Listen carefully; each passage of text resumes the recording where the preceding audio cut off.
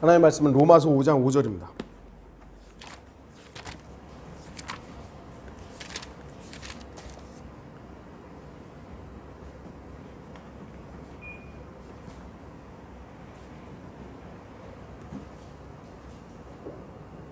로마서 5장 5절 제가 읽도록 하겠습니다. 소망이 부끄럽지 않은 것은 우리에게 주신 성령에 의하여 하나님의 사랑이 우리 마음속에 부어졌기 때문이라. 이 구절만, 물론 이제 위아래 문맥으로 쭉 봐야 합니다만, 이 구절만 봤을 때 소망이 부끄럽지 않는 이유는 사랑입니다. 하나님의 사랑이라는 이 원인이 소망이 부끄럽지 않은 거예요. 그러니까 하나님의 사랑이 없다면 어떻게 보면 소망도 부끄러움이 될 수 있는 것이죠. 이걸 여러분들이 좀 머리에 좀 담고 오늘 설교에 경청하셨으면 좋겠습니다. 오늘 말씀의 제목은 부끄럽지 않는 이유입니다. 부끄러움, 수치라고 하죠. 창피함이라고 말합니다. 사람이 어떤 일이나 어떤 것에 부끄러움을 느끼는 것은 뭐 다양한 이유가 있겠지만 대부분 자신이 했던 말이나 어떤 행동과 그런 것들이 중요하다고 얘기하고 뭐 생각했던, 판단했던 것들이 전혀 다른 결과를 가져왔을 때 그렇습니다. 자기가 이렇게 말을 했는데 그건 진짜다 뭐 막 주장을 했는데 그게 아니었던 거예요. 그러면 부끄럽죠. 창피하고. 뭐라고 말이나 행동으로 허풍을 떨었는데 그것이 나중에 거짓말로 드러나면 정말 창피한 겁니다. 그래서 그리스도인은 정직하고 솔직해야 됩니다. 정직해야 되죠. 말에 있어서나 행동에 있어서 정직함을 기본으로 가져가야 합니다. 그래야 나중에 창피를 안 당합니다.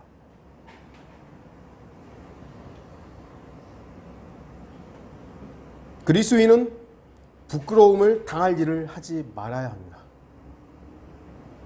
특히 성경은 부끄러워하지 않음에 대해서 몇 가지 제시합니다. 이런 때는 부끄럽지 않다. 죄를 알지 못할 때 부끄럽지 않죠. 창세기 2장 25절에 남자와 그의 아내가 둘 다 벌거벗었으나 부끄러워하지 아니하더라. 아담과 이브의 나이가 분명히 우리 성경적으로 봤을 때, 이거는 뭐 성경에서 딱 말하지 않았기 때문에 규정하지 못합니다만, 성경적으로 봤을 때 아담과 이브의 나이가 대략 30세 정도로 피조됐을 것입니다. 어른이죠, 어른.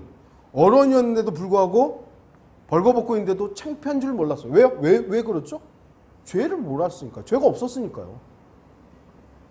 유일하게 아담과 이브만이 죄와 무관하게 창조된 피조물입니다. 그래서 그들은 벌거벗었지만 창피한 줄 몰랐어요. 그러나 제가 만약에 여기서 벌거벗게 되면 창피하죠. 왜냐하면 그건 정말 얼굴 붉어질 수밖에 없는, 확 가려야 할, 그게 당연한 거예요. 근데 어린아이들, 깐난쟁이들, 여기 한 3, 4살짜리 벌거벗게 봐요. 그러면 달달달달 따라 뛰어다닐 거예요. 창피한 줄 모르죠. 왜요? 죄를 아직 인식하지 못하기 때문이에요. 죄가 있느냐 없느냐, 부끄러움입니다. 우리는 육신을 입고 있는 한, 그 어떤 때라도 죄와 구별될 수 없는 사람들입니다. 그래서 항상 부끄러운 사람입니다. 그러나 우리가 부끄럽지 않을 때가 있는데, 그것은 바로 죄 없으신 주 예수 그리스도를 신뢰함으로 죄로부터 단절되었을 때입니다. 우리는 이 육신이 항상 죄와 연루될 수밖에 없기 때문에 우리는 어느 때라도 부끄러워요. 여러분들이 저와 함께 만약에 제 옆에 딱 붙어서 24시간 지낸다면 저는 아마 부끄러워서, 그러니까 아내나 자식들이야 이제 함께 사는, 하도 오래되고 그러니까 제가 그냥 사는 것이지, 뭐 여러분들이 제 옆에 있게 된다면 저 아마 목사 못할 거예요. 너무 창피하고 너무 부끄러워서.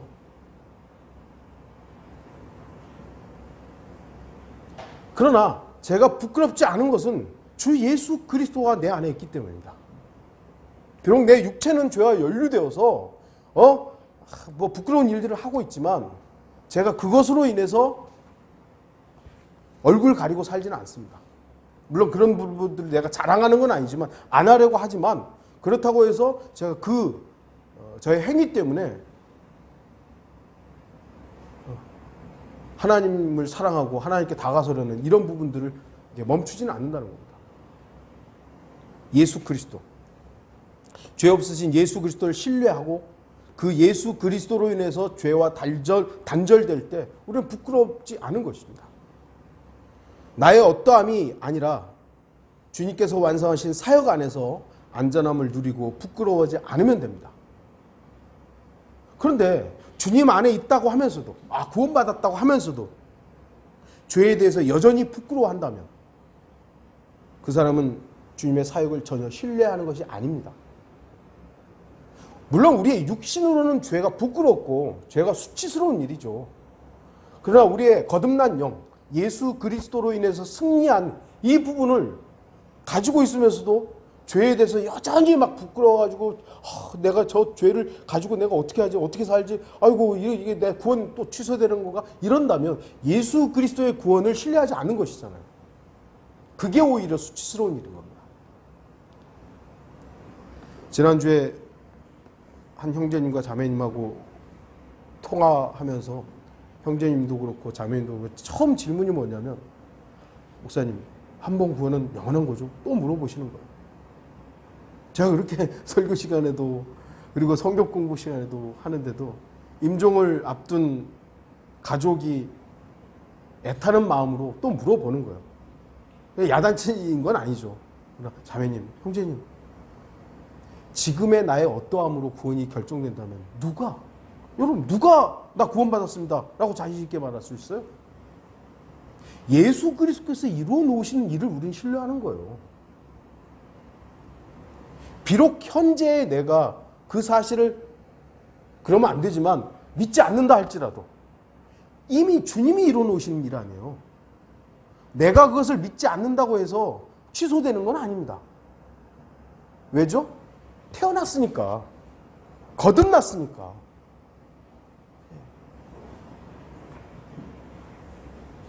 우리는 주님을 신뢰하는 거예요. 주님이 이루어 놓으신 일을 신뢰하는 것이지 내가 주님을 열심히 믿고 내가 주님을 향해서 잘 믿음의 생활을 하고 이걸 신뢰하는 게 아닙니다. 여러분들이 주님을 신뢰하지 말라는 것도 아니고 믿음의 길에서 딴짓하라는 것도 아니지만 나의 어떠함으로 구원이 보장되는 것은 아니다. 이것만은 여러분들이 분명히 아셔야 돼요.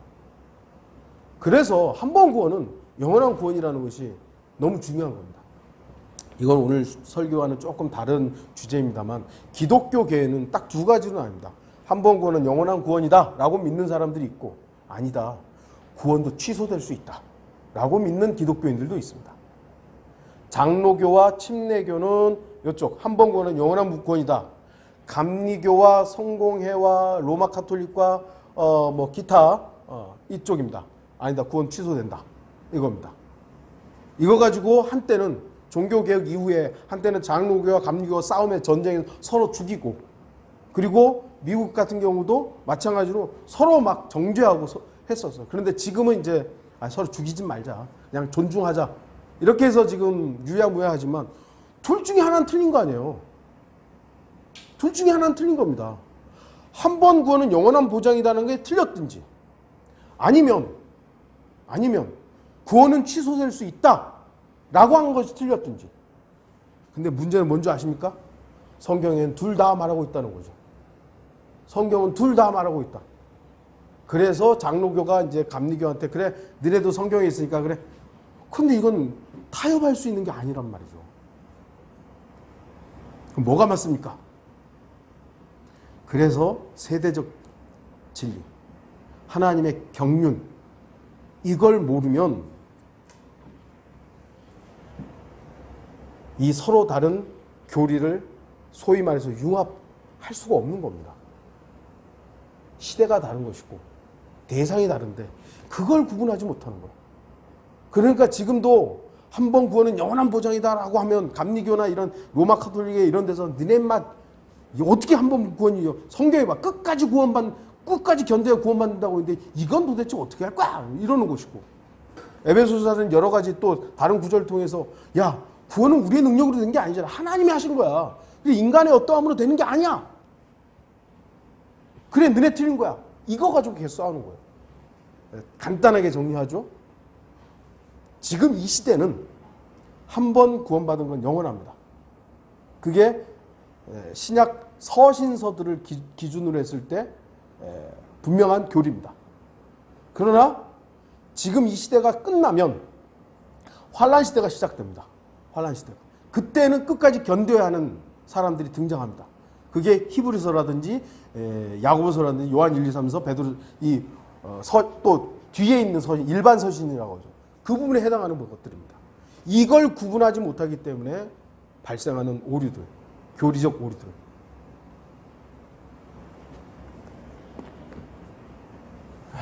참 안타깝습니다. 주님 안에 있다고 하면서도 죄에 대해서 여전히 부끄러워한다면 그 사람은 주님의 사역을 신뢰하지 않는 겁니다.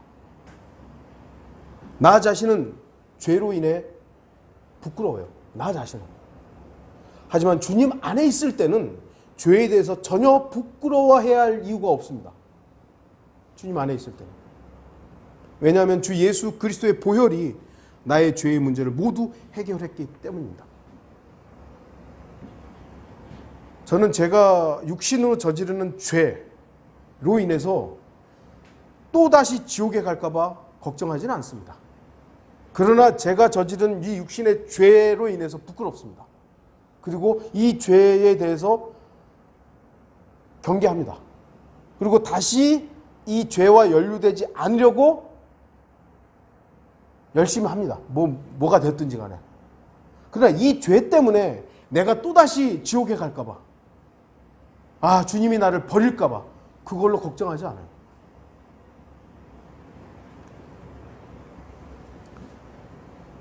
주님 안에 있을 때만큼은 죄에 대해서 담대함을 가져야 됩니다. 나 죄? 나하고 무관해. 단 주님 안에 있을 때 그렇다는 것입니다. 자신이 주님 안에 있지 않으면서도, 자기 마음대로 살면서도 죄를 인정하지 않고 양심이 거리끼지 않는다라고 말하는 것은 파렴치한 불신자일 뿐이에요. 제가 그리스도인이라고 하면서도 죄와 연루됐어요. 그러면 그 죄에 대해서 당연히 부끄러워해야죠. 왜요? 그리스도 안에 있는 게 아니라 자기 자신의 일을 한 거니까. 그런데 나 구원받았으니까 상관없어. 난 양심에 거리끼지 않는다. 파렴치합니다. 우리가 죄에 대해서 부끄럽지 않는 유일한 이유는 바로 주 예수 그리스도 때문임을 잊지 마시기 바랍니다.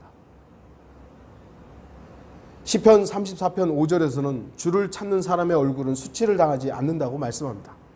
그들이 주를 바라보고 광채가 났으니 그들의 얼굴이 수치를 당하지 아니하였도다. 어떤 어려움, 어떤 위기에서라도 주 하나님을 찾는 사람은 수치를 당하지 않습니다. 시편 119편 80절은 주의 규례로 온전해지면 수치를 당하지 않는다고 말씀합니다. 주의 규례로 내 마음을 온전케 하소서. 그리하시면 내가 수치를 당하지 아니하리다. 하나님의 말씀을 온전하게 지키고 신뢰하는 사람은 절대로 수치를 당하지 않습니다. 왜냐하면 하나님의 말씀은 영원하기 때문입니다. 바로 시편 119편 80절에서 9절 내려오면 시편 119편 89절에 오 주여 주의 말씀은 영원히 하늘에 세워졌나이다 라는 말씀이 있어요. 영원하기 때문에 수치스러운 게 아니에요. 영원하기 때문에. 신약에서도 부끄럽지 않는 이유가 몇 가지 소개되어 있는데요. 로마서 1장 16절에 내가 그리스도의 복음을 부끄러워하지 아니하노니 이는 이 복음이 믿는 모든 사람을 구원에 이르게 하는 하나님의 능력이 됨이라. 첫째는 유대인에게요 또한 헬라인에게로다. 그리스도인은 복음을 부끄러워하지 않습니다. 몰래 전하지 않습니다. 그 신천지 하나님의 교회 이런 사람들 추수꾼들 해가지고 몰래 교회 잔입하잖아요. 왜 그러겠어요? 마귀에 이르기 때문에. 마귀에 이르기 때문에. 우리가 복음을 전할 때 몰래 합니까?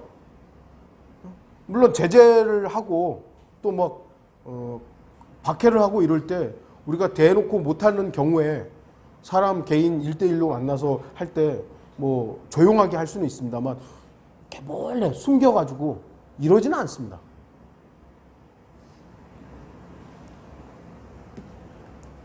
왜 우리가 복음을 부끄러워하지 않습니까?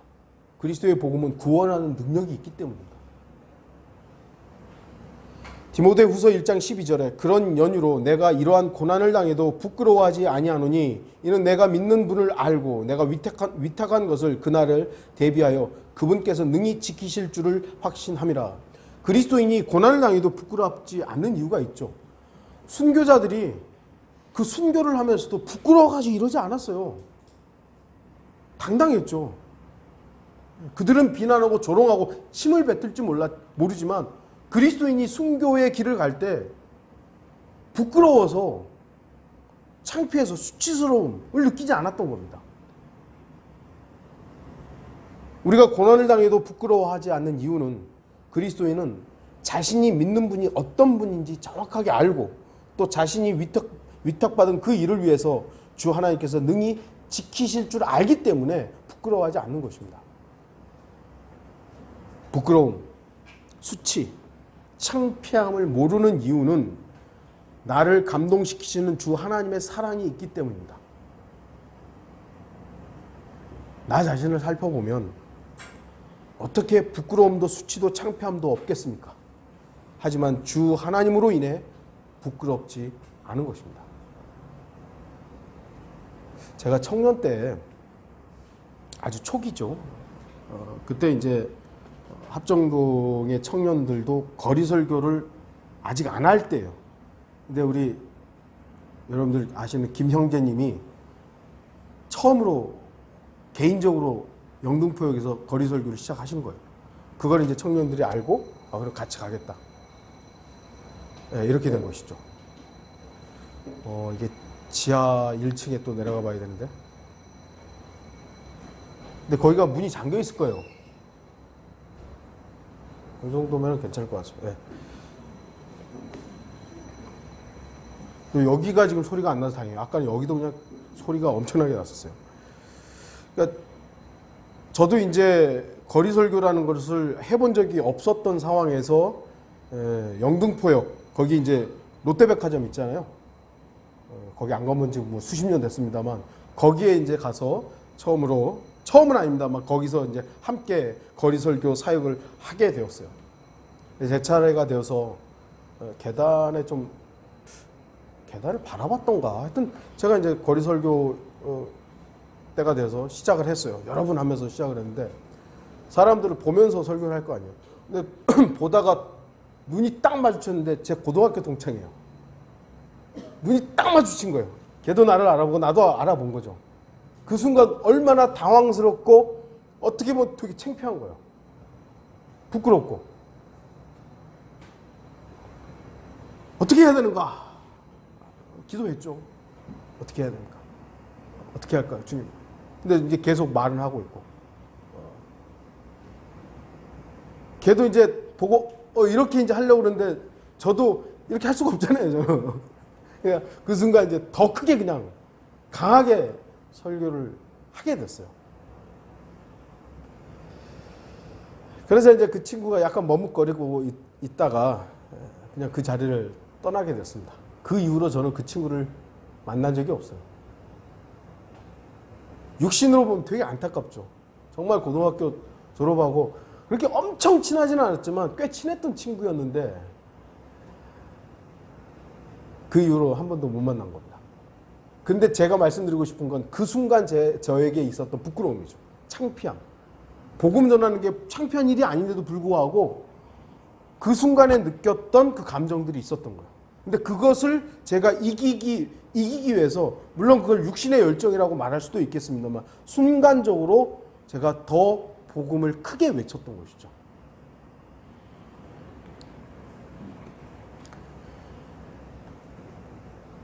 예수 그리스도에 대한 열정이 그 부끄러움을 이겨냈다라고 제 나름대로 생각을 합니다. 그리스도인은 당당해야 되죠. 여러분이 복음을 전하는 것이 부끄럽습니까? 우리가 요즘에는 거리 설교를 하지 않고 있습니다만 혹여 주님께서 허락하시면 거리 설교하는 것이, 거리에서 복음 전하는 것이 그럼 부끄럽습니까? 우리가 전하는 예수 그리스도가 부끄러움이라면, 능력이 없는 분이라면 우리는 부끄럽죠. 당연히 부끄러워해야 되고, 생명이 없는데, 능력이 없는데 우리가 전하는 것이 얼마나 가치 없는 일이에요. 그러나 교회사, 2000년 교회사 기간에 어떻게 보면 단 한 명도 복음을 부끄러워하지 않았습니다. 그래서 우리가 지금 이 자리에 있는 것일지도 모르죠. 우리의 믿음과 복음과 소망이 전혀 헛되고 무익한 것이 아니라는 것을 우리가 잊으면 안 됩니다. 우리의 소망은 부끄럽지 않습니다. 이 말씀은 그리스도인들이 소유한 소망의 성격을 보여줍니다.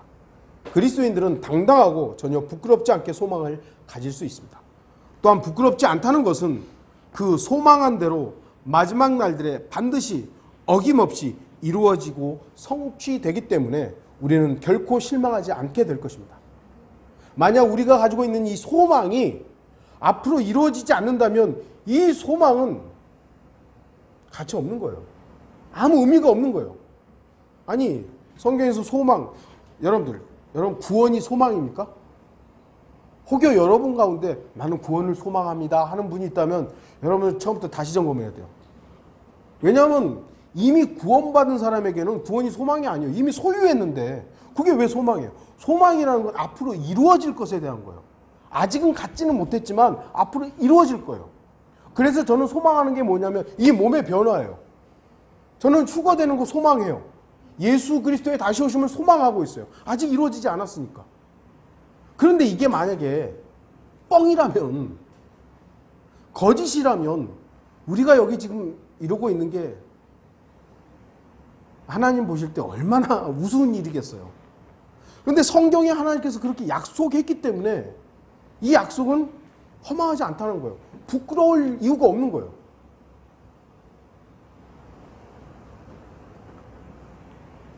그런데 이제 중요한 것은 이 부끄럽지 않는 이유가 미래에만 적용될 거냐 이것이죠. 지금 현실에서는, 지금 현재에는 그럼 부끄러워해야 되느냐? 우리가 가지고 있는 이 소망에 대해서 부끄러워해야 되냐? 아니죠. 세상 사람들의 소망은 뭘까요? 제가 뭐 세상 사람들 다 만나본 건 아니지만 제가 일하면서 만나봤던 사람들의 그 자기들이 가지고 있는 소망, 소원들. 어떤 사람은 좀 더 넓은 아파트, 어떤 사람은 차. 저희 가장 같은 경우는 좋은 시계 뭐 시계가 뭐 몇 천만 원씩 하더라고요. 자기 골프 살 거래요. 그래서 그러냐고. 어떤 사람은 지금 뭐 주식을 투자했는데 막 너무 떨어져가지고 지금 막 안절부절하고 있고 그 소망이 다 있잖아요. 근데 제 소망은 그런 거 아니에요. 그런 거 아니에요. 저는 집을 좀 더 편하고 넓은 데로 이전할 것에 대해서 전 그걸 소망으로 갖지는 않아요. 주님이 허락하신다면야 앞으로 우리가 계획을 어떻게 삼을지는 모르겠습니다만 저에겐 그게 소망이 아니에요. 저에게는 골프백도 소망이 아니에요. 저에게는 비싼 시계도 소망이 아니에요. 저의 소망은 매주 여러분을 만나는 것이고 매주 하나님의 말씀을 선포하는 것이고 제가 읽을 책들과 그리고 들을 내용들, 그 하루하루의 부분들이 저에게는 작지만 소중한 소망이에요. 여러분이니까 미래에 주님을 만나볼 소망, 이건 너무 가치 있는 부분들이고 이건 분명히 이루어질 부분이지만 지금 현재 여러분들이 가지고 있는 주님과 연관되어 있는 작은 소망들이 뭐냐 이거예요. 그런 거 없이 여러분이 살아간다면 얼마나 믿음의 생활이 힘이 없습니까? 능력이 없습니까? 내가 하루하루 주님과 교제하는 그 시간에 대해서 더 소망하고 내가 오늘 주님을 이런 말씀으로 교제를 했고 저런 말씀으로 교제를 했고 이런 내용이 있어야 된다는 겁니다. 사람들은 역경이 오고 어려움이 오고 우리가 바로 앞에 구절에 보면 환란이 온다라는 말씀이 있죠. 이런 어려움들이 오면 자신이 가지고 있던 소망도 내팽개치는 약점을 가지고 있습니다. 초대교회 수많은 순교자들이 있었지만 반면 수많은 배교자들도 있었습니다. 오히려 그 수가 배교한 사람들이 더 많습니다. 그들이 분명히 그리스도인이라고 말하고 그리스도의 소망을 가졌다고 말했지만 환란이 오고 박해가 오자 대다수의 사람들은 소망을 포기한 채 이 땅에서의 생활을 선택했던 것입니다. 그들은 그 순간 소망을 부끄러워했고 소망을 포기했습니다. 그들은 결국 환란을 인내로 이끌지 못했고 자신들의 상급을 잃게 되었습니다. 여러분은 미래의 소망만을 가지고 살아가고 현재의 주님과의 그 교통과 교제를 통한 그 소망이 없이 산다면 어려움이 오면요, 요거 내팽개쳐 버리는 거예요. 왜요? 이게 없으니까. 이 작은 소망으로 인해서 살아가지를 못하니까, 이 기쁨을 모르니까 미래가 실제적이지 않은 거예요. 왜요? 아직 누리지 못하고 있는데. 그러니까 이거 그래, 세상에 좋은 거 그냥 얻자. 그리고 배교하는 거예요. 믿음 포기하는 거예요. 오늘날 그런 기독교인들이 얼마나 많습니까? 현재의 것들을 더 누리려고 믿음을 포기하는 거예요. 그리고 종교에만 매진하는 거예요. 종교에만. 그러나 그들이 잃어버리는 것은 소망뿐만이 아닙니다. 마가복음 8장 38절, 그러므로 누구든지 이 음란하고 죄 많은 세대에서 나와 내 말들을 부끄럽게 여기면 인자도 거룩한 천사들과 함께 자기 아버지의 영광으로 올 때 그 사람을 부끄럽게 여길 것이라 하시더라. 물론 교리적인 부분에서야 좀 다른 부분이 있지만 이 부분들을 그래 나 상관없어 라고 하면 안 되는 것이죠. 오늘날은 자신을 기독교인이라고 소개하는 것이 왠지 쑥스럽고 창피한 일처럼 되어 있어요. 모르겠어요. 이게 이제 시대마다 좀 다르긴 합니다만, 우리 청년들 한번, 여러분들이 점심 때 식당에 가서나 식사할 때 기도하세요? 하세요? 한번 여러분들이 스스로에게 답변을 보세요. 기도하냐고요? 한다면 그 하는 순간 창피한 거 아니에요.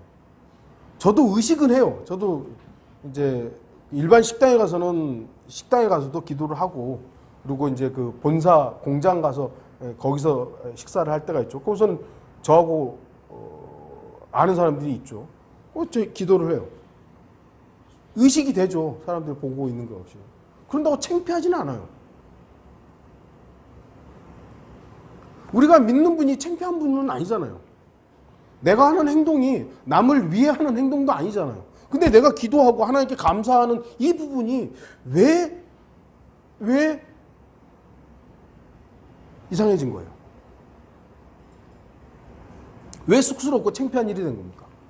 오늘날 기독교가 그 위치에 있게 된 거예요.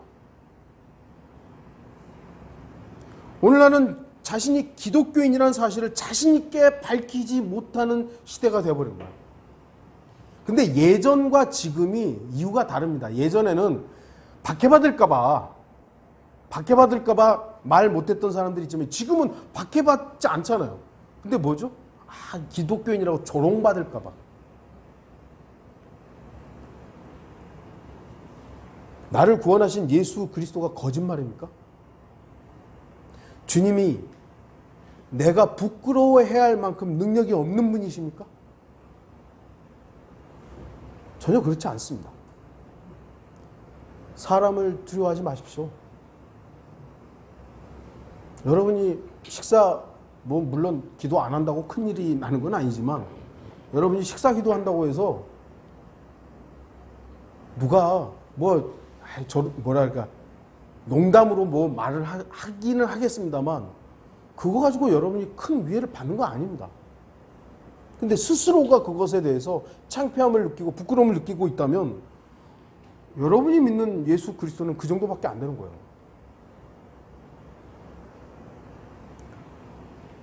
사람들보다 주 하나님이 훨씬 더 강력하고 두려운 분이십니다. 그걸 잊지 마십시오. 성령에 의해서 이루어진다고 되어 있죠.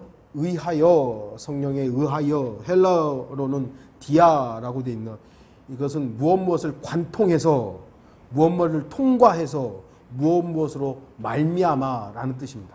그러니까 성령에 의하여라는 것은 성령을 관통하여, 성령을 통과해서, 이런 부분이에요. 그렇기 때문에 성령님을 통과하여 하나님의 사랑이 부어졌다는 겁니다. 성령이 배제된 하나님의 사랑은 어떻게 보면 가짜예요. 오늘날 수많은 사람들이 하나님의 사랑을 말하고 실천한다고 주장하지만 결과적으로 성령 하나님을 통해 주어지지 않는 사랑.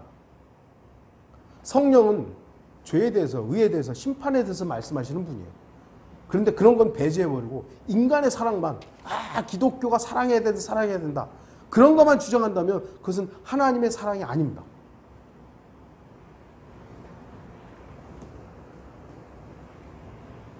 성령님이 우리 마음에 들어올 때 하나님의 사랑이 부어집니다. 성령님은 하나님의 영이며 동시에 예수 그리스도의 영으로서 하나님께서 우리 마음에 영으로 오신 것입니다.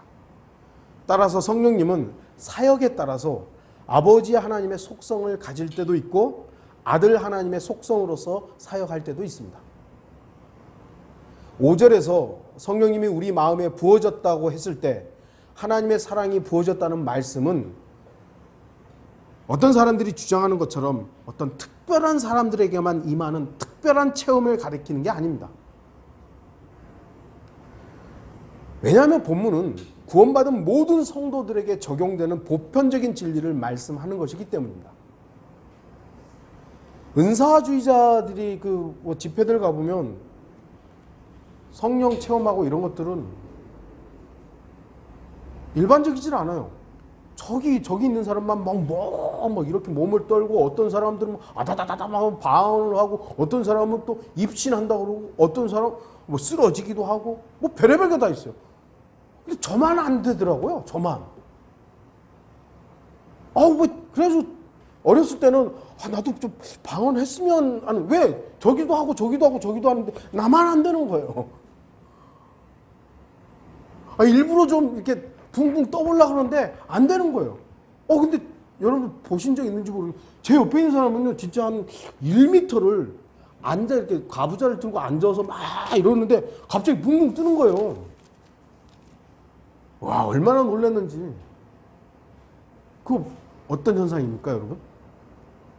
성경적으로 그건 마귀적인 것이지 성령과 무관한 일들이에요. 그러나 그런 것들이 하나님이 역사라고 계속 하니까 마귀에게 영을, 자신의 혼을 내맡겨버리는 현상들인 것이죠. 성령의 임재는 특별한 사람에게만 오는 게 아닙니다. 구원받은 모든 사람에게 오는 것이죠. 동일하게 부어지는 거예요. 우리가 성령 충만에 대해서는 우리 자신이 얼마나 비웠느냐에 따라서 달라지지만 성령의 역사하심은 동일한 겁니다. 동일한. 주목하십시오. 자신만 더 사랑이 넘치고, 자신만이 성령으로 더 충만하고, 자신만이 다른 누군가와 더 구별되는 것처럼 말하고 행동하는 것은 성령 하나님의 인도함을 받은 자들이 아닙니다.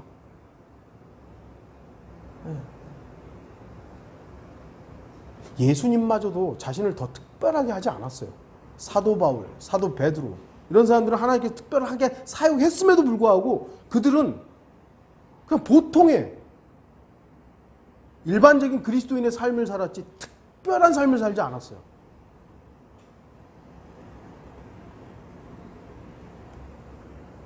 성령님은 어떤 특별한 사람에게만 부어지는 것이 아닌 모든 구원받은 사람들에게 동일하게 기름 부어지는 것입니다. 요한일서 2장 27절. 그러나 너희가 그분께로부터 받은 기름 부음이 너희 안에 거하나니 아무도 너희를 가르칠 필요가 없고 오히려 그 동일한 기름 부음이 너희에게 모든 것을 가르치며 또 그것은 진리요 거짓말이 아니니 그 기름 부음이 너희를 가르친 그대로 너희는 그분 안에 거할지니라. 동일한 기름 부음이 다 있다라는 거예요. 근데 특별한 사람만 뭐 성령님이 임하는 것처럼 자신에게만 특별한 무슨 하나님의 예언이나 뭐 이런 것들이 있는 것처럼 오늘날 종교에 중독되어 교주 노름하는 자들의 특징은 자신만이 특별한 계시를 받은 것인 양 말하고 자신만이 특별한 능력이 있고 자신만이 영적인 것인 양 말하고 행동한다는 것입니다. 그런데 그 주변에 있는 자들 역시 성령님의 인도하심을 거절하고 그 한 사람만을 바라보기 때문에 결과적으로 모두 종교에 중독되어 사람의 허황됨이 보이지 않게 되는 겁니다. JMS, 신천지, 하나님의 교회, 세계 평화 통일 가정연합, 이게 뭔지 아세요? 통일교회. 이름을 이렇게 바꿨어요. 안상홍 증인회. 여러분들 그 허경영인가요? 그 사람은 여러분들 어떤 존재로 보이세요? 사이비 종교 집단입니다. 사이비 종교 집단이에요. 그러니까 그 사람이 자꾸 정치인으로 나오고 뭐 대통령 후보 나오고 뭐 서울시장 후보 나오고 그러니까 그치 무슨 뭐 정치인 것으로 보이지만요. 그 사람 유튜브 제가 딱 한 번 봤어요. 완전히 이 사기꾼이에요. 완전히. 다른 일반적인 종교 교주와 별다른 거 없어요. 그냥 똑같아요. 그가 부르짖는 대상만 다른 거죠. 그들은 교주의 말이나 행동이 성경과는 전혀 무관함에도 불구하고 수많은 사람들이 여전히 교주의 말과 행동에 중독되어 있는 겁니다.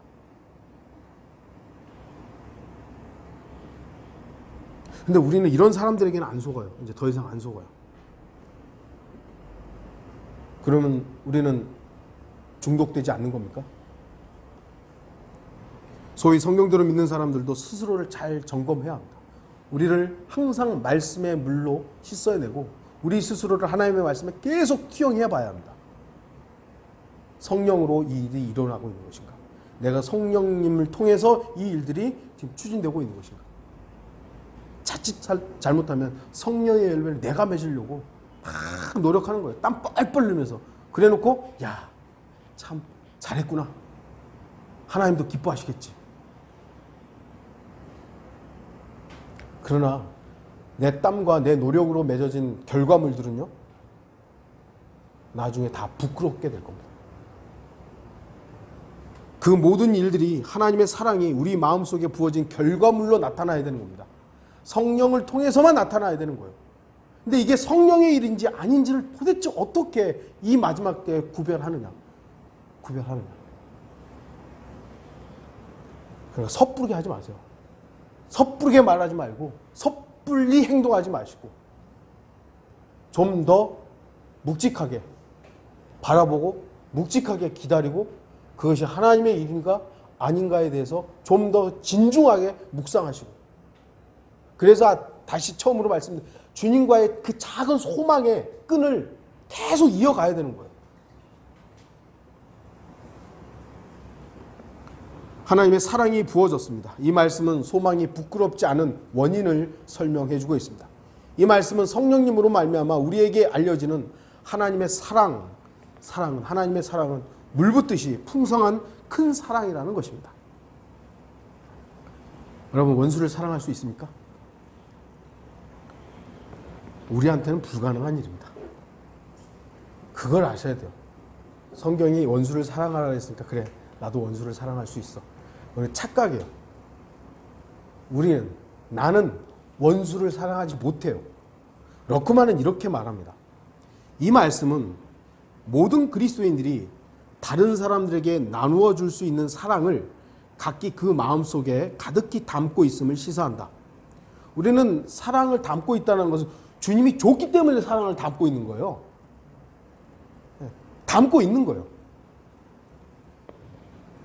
하나님의 사랑이 우리 마음속에 부어졌다고 이 구절은 말씀한다.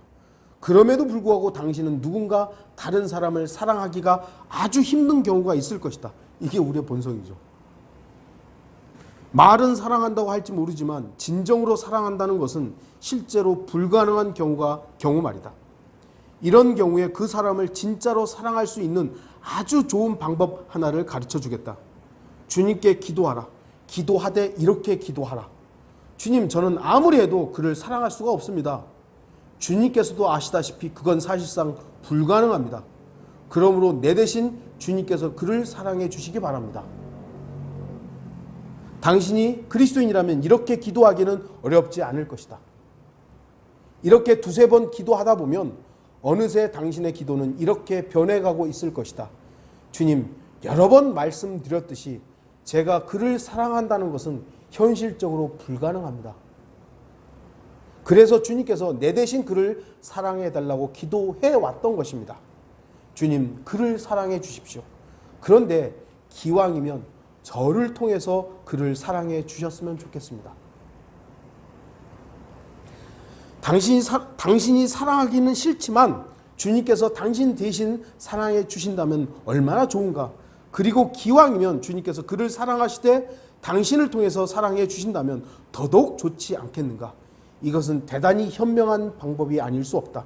이런 방식이라면 당신이 사랑하지 않는 사람이라도 얼마든지 사랑할 수 있게 될 것이다. 다시 말씀드리지만 내 원수를 내가 사랑하는 건 불가능해요. 어떻게 사랑해요? 원수인데. 근데 러크만의 조언처럼 주님이 사랑하십시오. 기왕이면 나를 통해서 사랑하십시오. 이건 우리가 기도할 수 있는 거예요. 나는 직접적으로 그를 사랑할 수 없어요. 육신의 본성인데요. 그 미운 사람이 어떻게 사랑해요? 못하죠. 그러니까 내가 못하니까 주님이 하십시오.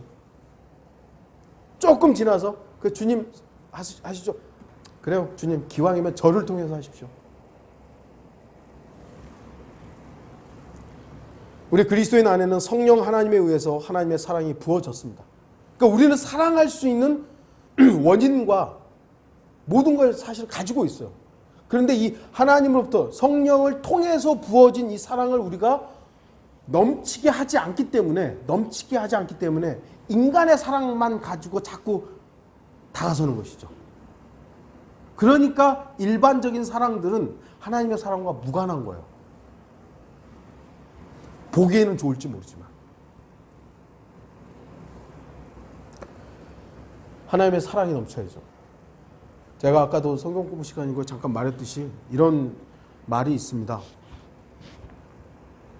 이 마지막 시대의 믿음은 기독교인임을 증명하기 어렵다. 믿음 자체로 난 믿습니다. 이걸로 내가 기독교인이다, 그리스도인이라는 걸 입증하기는 굉장히 어려운 시대입니다. 왜냐하면 다 믿는다고 하니까.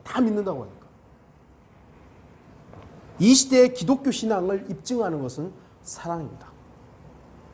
사랑은 어떻게 보면 말로만 하는 게 아니라 실천이잖아요. 사랑하게 되면 다른 사람들의 단점이 안 보이죠. 사랑하면 눈에 뭐가 씌인다 그러잖아요. 단점이 안 보여요. 제가 언젠가도 말씀드렸듯이 민선자매가 제가 이렇게 키가 작은지 안 보이잖아요. 저도 안 보였어요. 키가 작은지. 씌이니까 안 보이죠.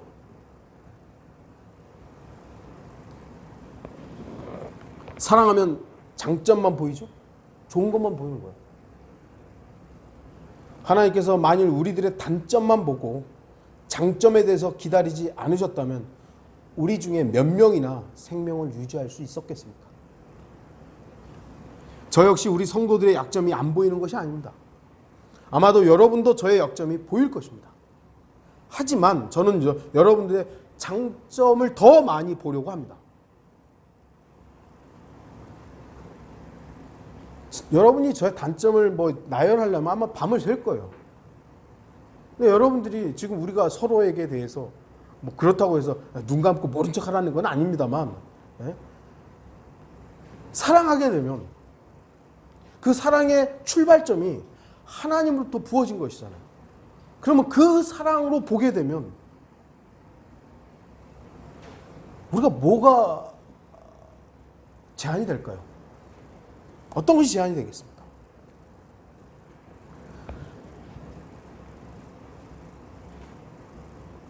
비록 어떤 지체들은 성장이 더디기도 합니다. 제가 볼 때 또 우리 성도들 같은 경우에 좀 이랬으면, 우리 청년들이 좀 이랬으면 하는 그 바람들이 있지만 그것만 붙잡고 제가 있지는 않아요. 제가 볼 때 우리 지체들은 주님 앞에 서 있는 모습 자체만으로도 너무 아름답습니다. 어찌 보면 여기 있는 것, 우리가 교제하고 있는 그 자체만으로도 아름다운 사람들이에요. 너무 감사하고. 왜냐하면 배교한 악한 이 현 세상에서 오직 하나님만 바라보는 것 쉽지 않습니다. 주님만 신뢰하는 것 쉽지 않습니다. 이런 교회 나오는 것 결코 쉽지 않습니다. 바른 성경만 붙잡는 것, 믿는 것 더더욱 어렵습니다.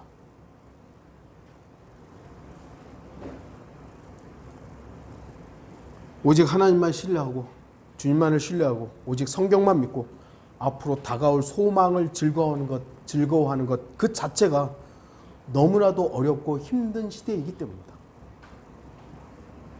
그래서 저는 우리 성도들이 전혀 부끄럽지 않습니다. 저는 제가 정말 오래간만에 한 30여 년 만에 30년이 넘었겠네요. 20대 초반에 장로교고 신학교 다녔던 그 선배 목사가 여수에서 사역을 하는데 어떻게 연락이 돼가지고 연락을 해서 이제 통화를 하는데 그분은 이제 제가 거의 한 30 몇 년 만에 통화를 한 거니까 어디 있냐고 그래서 의정부에서 사역한다고 그러냐고 아마 이제 제가 장로교 있는 줄 알았겠죠. 침례교 하고 어떻게 그쪽으로 사연이 깁니다. 근데 조그맣게 우리 성도들하고 이제 덕담을 좀 주더라고요. 근데 제가 여러분에 대해서 저에 대해서 부끄러워할 게 없는 거예요. 부끄러워할 게. 왜 일반적인 교회들은요, 일반 목사들은요, 목사들 모임에 들어갈 때부터 그 교회가 큰지 작은지가 나와요. 목사들이 모인다고 그러잖아요. 그러면 큰 교회 목사들은 문 짱, 어이구 이러고 들어가요. 작은 교회 목사들은요, 이러고 들어가요. 그게 보면 나와요. 우리 성경침례계 목사들 모임에서 그런 적은 없었습니다만 일반적인 교회들이 그렇다는 거예요. 부끄러운 거예요. 사람이 적으면 부끄럽고 교회가 작으면 부끄럽고. 왜 부끄럽죠 도대체?